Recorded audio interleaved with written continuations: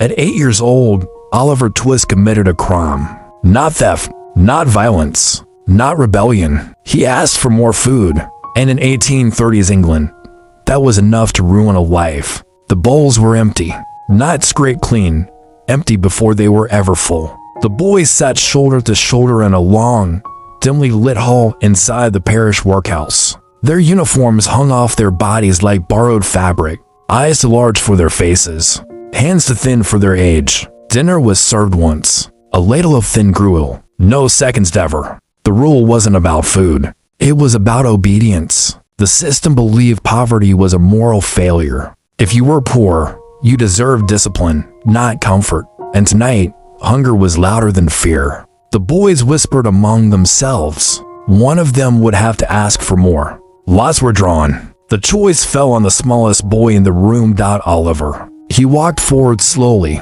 holding his bowl with both hands. The master looked down at him with irritation. Oliver's voice barely rose above a whisper. "Please, sir, I want some more." The room froze. The ladle stopped midair. The request wasn't just shocking, it was dangerous. Within seconds, Oliver was seized, locked away, labeled ungrateful, rebellious, problematic. The board of officials met the next morning. Their decision was simple. This boy must be removed. Oliver had been born in that same workhouse. His mother died moments after giving birth. No father present, no name beyond what the parish assigned him. He entered the world alone, and remained that way. Workhouses were advertised as charity. In reality, they were factories of humiliation. Children were fed the bare minimum, beaten for weakness, taught that gratitude was mandatory. Oliver survived by staying quiet, until hunger forced him not to. Now, the parish wanted him gone. They placed a notice offering £5 to anyone willing to take. The boy is an apprentice. £5. That was the price of his childhood. He was sent to Mr. Sowerberry, an undertaker, a man who profited from death. Oliver's job was simple: attend funerals, walk behind tiny coffins, look sorrowful, because nothing increased business, like a grieving child. But cruelty followed him here too. Noah Claypole, another apprentice, mocked Oliver's dead mother one night. Something snapped, not into rage, into defense. Oliver lunged. For the first time in his life, he fought back, and for that, he was beaten, locked in a dark room, fed scraps. That night, bruised and shaking, Oliver made a decision. If he stayed, he would disappear. If he ran, he might die. He chose to run. He walked 70 miles to London. 70. No map, no money. Blisters tearing open his feet, sleeping in ditches, begging for crumbs. But somewhere inside him was a fragile belief.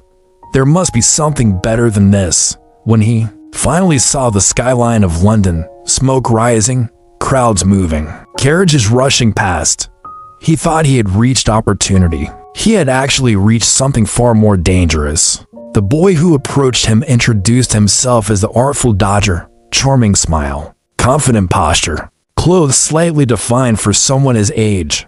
He looked about 12. He had the confidence of someone who feared nothing. "You look like you need a friend," Dodger said.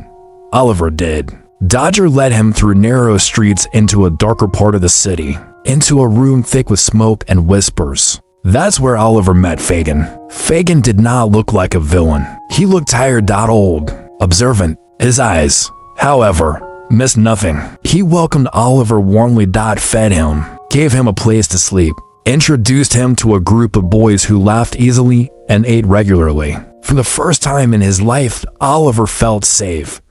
But Fagin was not running a shelter. He was running a training ground. He called it a game. He would hang handkerchiefs from his pockets and let the boys practice removing them without being noticed. They laughed. They joked.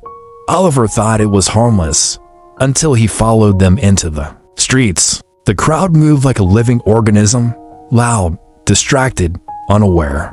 Dodger nodded toward a well-dressed gentleman reading outside a bookstore.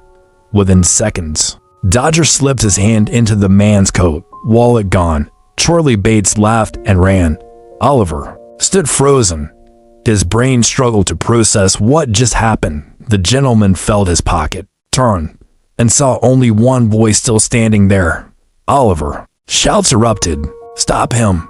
Oliver ran, not because he was guilty, but because fear told him to. He was tackled, dragged through the streets, accused before he could even speak. Inside the courtroom, the magistrate barely looked at him. Another street child, another criminal. Case closed. Until a bookseller burst in. He had witnessed the theft, identified the real pickpockets. Oliver hadn't stolen anything. For the first time in his life, an adult stood up for him. The gentleman whose pocket had been picked, Mr. Brownlow, looked at Oliver closely, not with suspicion, with curiosity, and maybe something else, concern. Oliver collapsed shortly after, exhaustion, malnutrition, shock, and as darkness closed in. He had no idea that this moment, this narrow escape, would make him far more valuable to dangerous men than he ever imagined. Because somewhere in London, someone was watching, and Oliver Twist was never meant to survive long enough to be innocent. Oliver woke up in a real bed, clean sheets, soft pillow, a quiet room. For a moment, he thought he was dreaming. Then he saw the sunlight, no shouting, no locked doors, no hunger twisting his stomach. Mr. Brownlow had taken him in, not out of obligation, out of instinct. Brownlow wasn't a naive man. He had lived long enough to distrust appearances. But there was something about Oliver's face, something almost familiar. Not the look of a criminal, the look of someone lost. Oliver waited for suspicion. It never came. He waited for punishment. It never came. Instead, he received warm meals, clean clothes, gentle conversation. For the first time in his life, someone asked him questions, not to accuse him, but to understand him. And slowly, something fragile began to grow inside Oliver. Hope. But in another part of London, Fagin was not hopeful. He was nervous. He paced the room, fingers twitching. Oliver wasn't just another boy. Oliver was a liability. He had seen faces, locations, names, and, worse, he still had a conscience. Fagin could tolerate thieves. He could not tolerate innocence. Because innocence talks. Then there was Bill Sikes. If Fagin was manipulation, Sikes was enforcement. Broad-shouldered, heavy boots, permanent scowl. A man who solved problems with force. He entered the room one evening, demanding answers. Where's the boy? Fagin explained the arrest, the gentleman, the rescue. Sikes didn't care about explanations. He cared about control. If he talks, we hang. That was enough. The decision was made. Oliver had to be retrieved. They used Nancy. Nancy was young, too young to already look tired. She had grown up in the same world as the boys, but unlike them, she understood the cost. She knew Fagin. She feared Sikes, and she saw Oliver for what he was, different. When they found him walking alone one afternoon, sent on an errand by Mr. Brownlow, Nancy grabbed him hard. She screamed that he had run away from home, called him ungrateful, accused him loudly enough that bystanders stepped back instead of stepping in. Oliver cried out for Mr. Brownlow. No one intervened, because in London, public scenes were common and strangers weren't worth the risk. Within minutes, Oliver was dragged back into darkness. Brownlow waited for him that evening, and waited, and waited. When Oliver didn't return, doubt crept in. Had he been deceived? Had the boy lied? Innocence is fragile. It only takes one disappearance to fracture trust. And somewhere across the city, Fagin smiled. Back in the den, Oliver was cornered. Sikes grabbed him by the collar. You're coming with me. No explanation. No choice. Nancy watched silently, her face conflicted. She didn't like what was happening, but fear has a way of paralyzing morality. Sikes had a plan. A house outside the city. Wealthy owners. Small window. Small boy. Oliver was perfect, not because he was skilled, because he was small enough to fit. That night, they traveled in silence. Oliver trembled the entire way. He didn't want to steal. He didn't want to hurt anyone. But survival had taught him something brutal. Resistance invites violence. They reached the house near midnight. Cold air, no moon. Sykes lifted Oliver toward a narrow window. Climb in. Open the door. Oliver hesitated, and for a moment, he considered screaming, running. But Sykes pressed a pistol against his back. Don't be stupid. Oliver slipped inside. His heart pounded so loudly he was certain it would wake the house. He moved through the darkness carefully. Every step felt wrong. This wasn't survival. This was corruption. He reached the door, and in that moment, something inside him chose. He would warn them. He would wake the house, even if it meant punishment. He took a breath, and then a gunshot exploded through the hallway. Screams. Chaos. Lights flared. Oliver fell. Pain tore through his arm. Outside, Sykes cursed. The plan had collapsed, and Sykes did what men like him always do when plans collapse.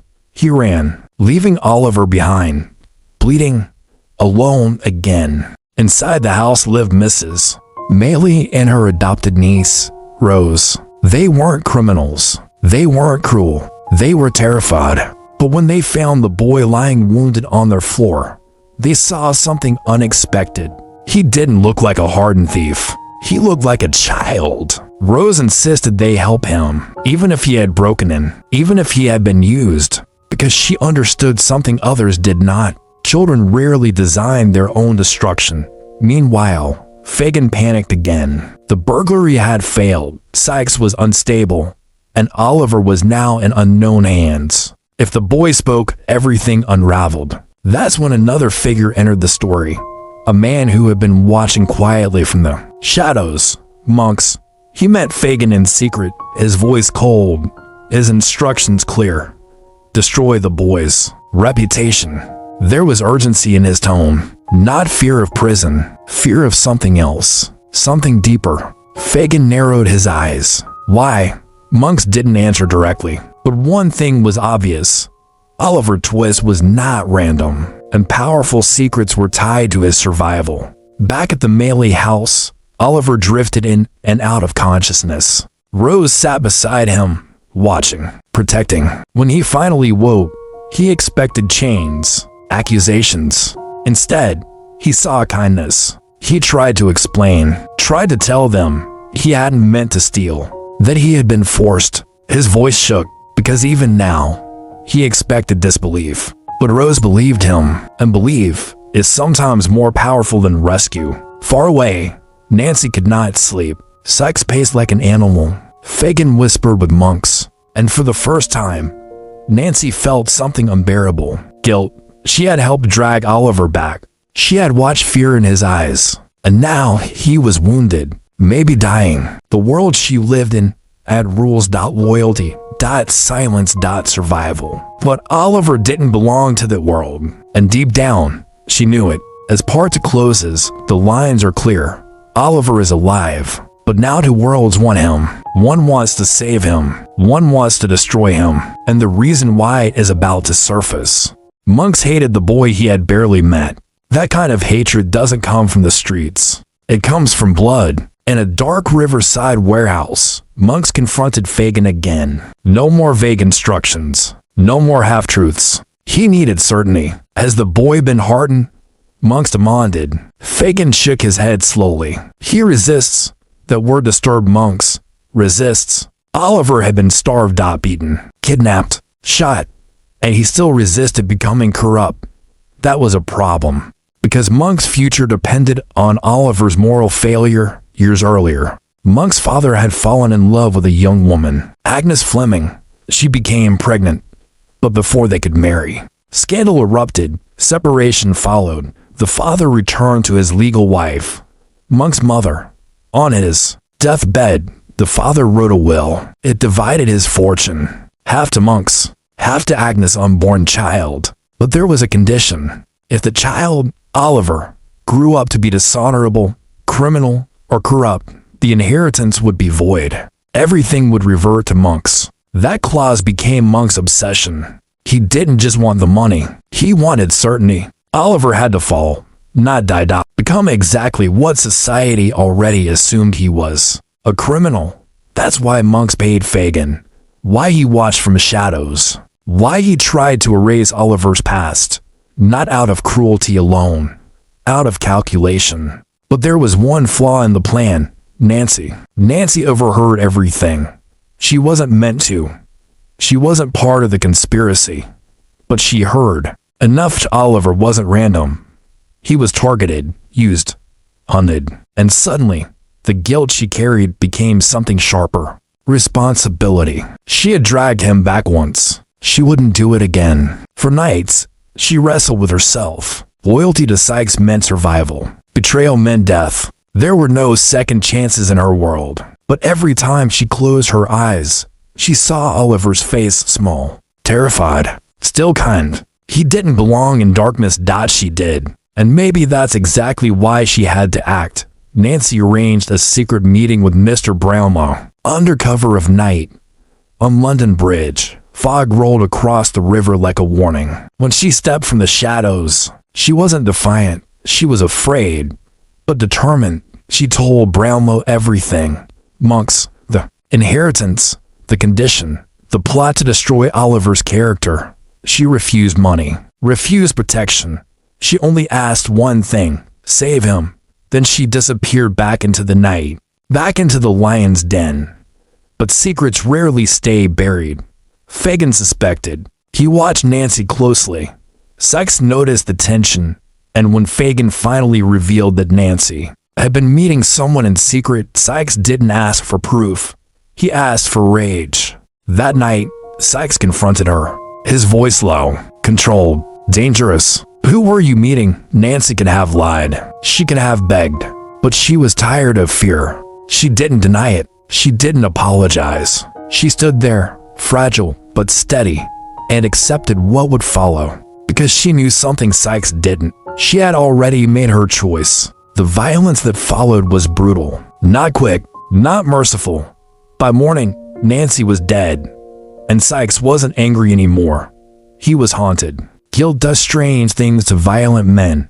Sykes began seeing her everywhere. In windows, in crowds, in the dark corners of rooms. Her eyes, watching, accusing. He tried to drink it away, run from it, outpace it. But guilt doesn't fall behind. It rides with you. When a mob eventually formed, rumors spreading about Nancy's murder, Sykes attempted to flee across rooftops. Rain slicked the tiles. Voices rose below. He tied a rope to escape across a building gap. But in his panic, in his shaking haste, he misjudged.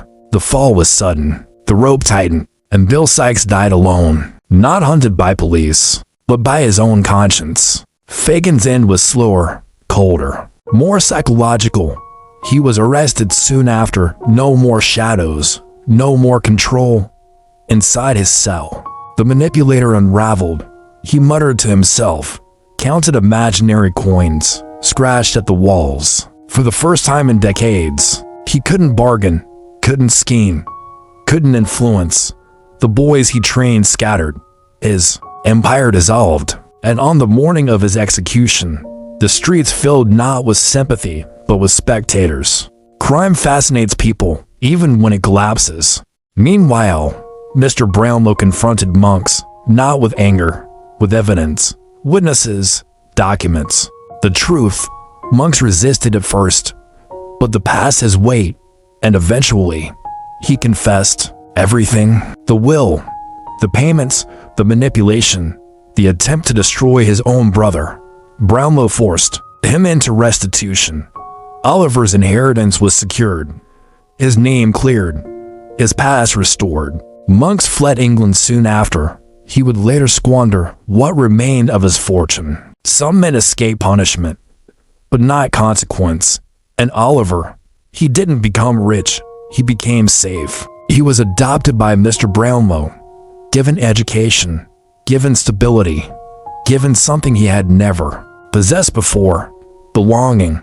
He remained gentle, still soft-spoken, still kind, despite everything. And maybe that's the quiet revolution at the heart of this story. The world tried to turn him into a criminal. It starved him, beat him, used him, shot him, manipulated him, and he refused to become bitter. Oliver Twist isn't just about an orphan. It's about systems that assume guilt before innocence. About adults who weaponize poverty. About how easy it is to destroy a child, and how rare it is for one to survive intact. Dickens didn't write this as fantasy. Workhouses were real. Child labor was normal. Street crime was survival. But he asked a dangerous question.